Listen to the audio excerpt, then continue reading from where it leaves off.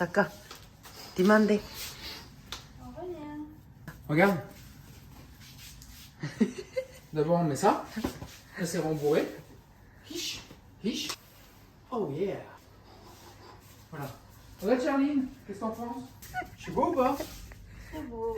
Et regarde là c'est rembourré pour le vélo. Ah ouais, wouh. Pourquoi tu rigoles? Bonne nuit, Kalina. Bonne nuit.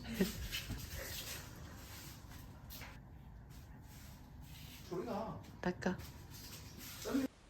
드디어 비즈니스 플랜은 끝냈어요. 이제 장사할 자리를 알아보러 다녀야 합니다. 날씨도 풀리고 휴가도 끝나가고 이젠 로컬들로 다시 북적해질 몽블리엔이 슬슬 어디서 장사를 할까 둘러보고 있어요. 사실 처음에는 돈 많이 벌 수 있을 것 같은 레스토랑으로 컨셉을 잡았어요. 일단 다 둘째치고 돈을 첫 번째에 뒀죠. 그러니까 첫 비즈니스 플랜을 쓰는 동안 영 마음이 뭔가 찝찝하더라고요. 힘든 점밖에 보이지 않았어요. 그러면서 생각했습니다. 이게 진짜 맞는 건가? 나 이거 정말 오랫동안 할 수 있을까? 그리고 예전에 호주에서 레스토랑에서 일했을 때 제가 요식업에서 제일 싫어했던 점들을 생각해봤어요. 그래서 카페를 할까도 생각해봤습니다. 근데 저는 커피를 그렇게 열정적으로 좋아하지도 않고 브런치도 그리 좋아하지 않아요. 제일 중요한 건 잘할 수 있을 것 같지가 않아요.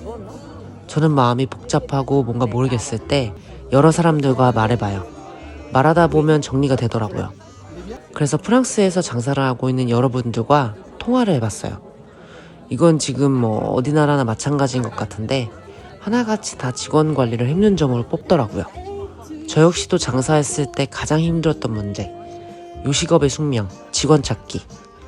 요식업은 알바로 하는 사람들이 많잖아요. 진짜 내가 평생 이 일을 할 거다 하는 사람들을 찾는 게 사실 쉽지 않아요. 잠깐 자기 커리어를 쉬었다 가는 곳이라고 생각하는 사람들도 많고요. 사실 누구나 할 수 있는 일 중에 하나잖아요. 셰프들은 자기 일이다 생각하고 하는 사람들이 많지만 잘하는 셰프들은 다 자기 레스토랑을 이미 냈거나 파인다이닝 같은 곳에서 일하죠. 제가 하려는 대중적인 레스토랑들은 진짜 셰프를 고용하는 것보다 일하고 싶은 사람들을 고용해서 트레이닝하는 게 맞아요. 그러니까 저는 그런 사람들을 잘 고용해서 잘 트레이닝해서 오래 일할 수 있도록 해야겠죠. 여튼 이런저런 면을 다 종합해서 봤을 때 제가 하고 싶고 오랫동안 할 수 있는 것을 해야겠다는 결론을 내렸어요. 돈 많이 벌 수 있는 것부터 하는 게 아니라 욕심내지 말고 내가 오랫동안 꾸준히 잘할 수 있는 것. 그래서 비즈니스 플랜을 거의 다시 썼습니다. 돈은 덜 벌겠지만 마음은 훨씬 편안해졌어요. 나이가 30대 중반이어서 그런가? 일을 안 해서 그런가? 생각이 참 많습니다. 확실히 20대 때보다는 한층 더 깊어진 고민을 해요.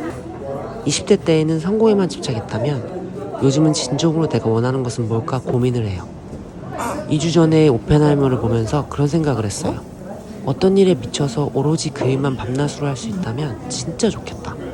정말 내가 하는 일이 너무 재밌어서 하루 종일 그것만 하고 싶다라고 생각되는 것이 업이 된다면 얼마나 좋을까요?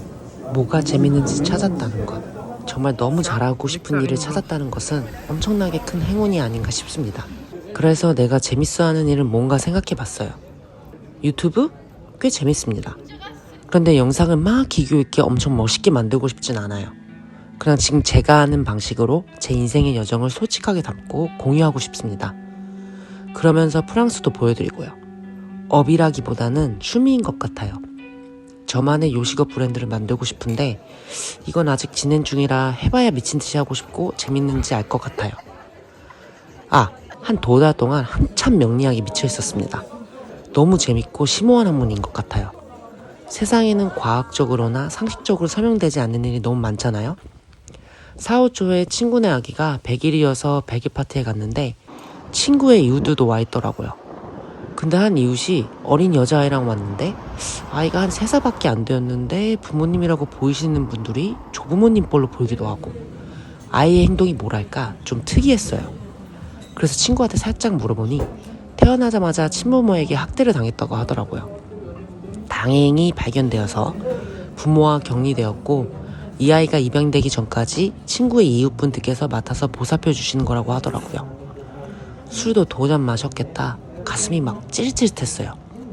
왜 내 친구의 아이는 이렇게 좋은 엄마 아빠한테 태어나서 무한한 사랑을 받고 태어난 지 100이 된 날 이렇게 많은 사람들한테 축하받고 있는데 왜 이 가여운 아이는 자신을 아프게 하는 부모님한테 태어나서 어린 나이에 이렇게 고생을 할까? 도대체 왜?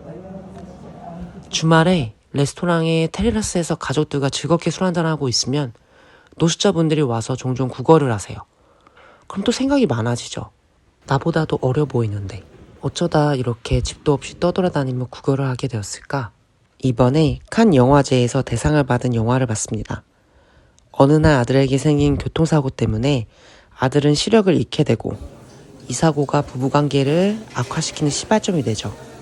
어쩌다가 난 교통사고가 이 셋의 인생을 송두리째 바꿔버려요. 이렇게 설명 안 되는 일들을 어떻게 접근해 봐야 할까 고민하다가 명리학에 눈을 떴는데 한 2달 갔다가는 어림없는 심오한 학문인 것 같아요. 앞으로도 시간 날 때마다 공부하려고요. 재밌습니다.